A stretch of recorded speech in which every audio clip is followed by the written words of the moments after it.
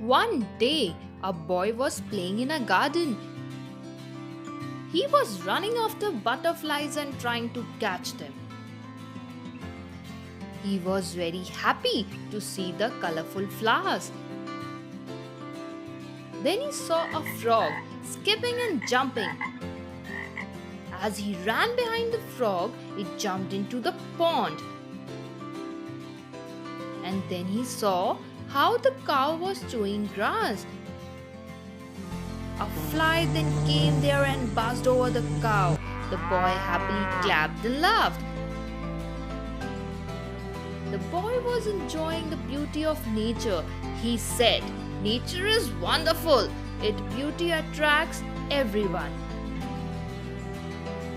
When he saw a squirrel, he ran after it and reached near the bed of roses.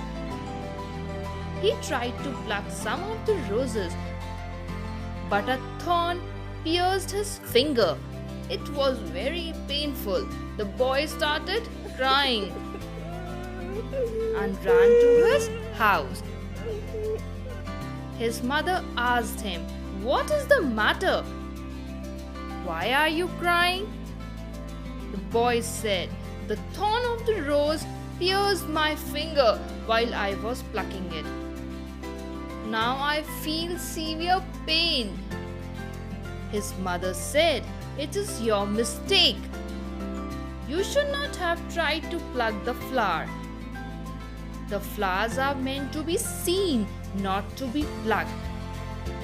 We should always help to maintain the nature." The son said, "Okay, Mama."